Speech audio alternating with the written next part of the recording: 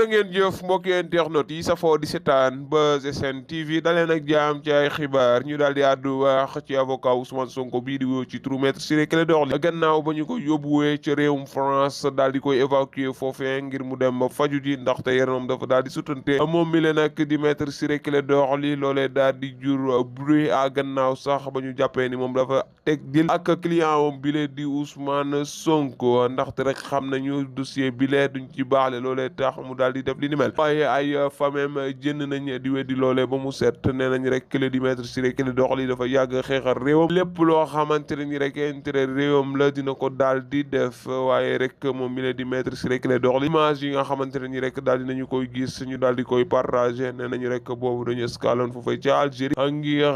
jël pause café foofee ci la ñu jëlee yooyu photo moom mi leen nag di Maître Ciré Clédor Ly jamono jile ma nga foofee ca réewum France ndaxte rek nee nañu bu ñu ko bàyyee fii nii ci Sénégal du fi mën a faju moom mi le di Maître Ciré Clédor Ly ñu daal di addu wax ci accident bi nga xamante ne ni rek moo am niki démb gannaaw sax ba ñu nemmee ko ni auto gendarmerie seen convoi bi nga xamante ne ni rek ñi ngi ko doon def maanaam benn camion gendarmerie moo daal di dërmeelu ca taliba ba gendarme yi daal di daanu foofe mu nekk nag loo xamante ne ni rek doy na waar ndaxte ba léegi xamuñu lan moo daaneel camion gendarmerie boobe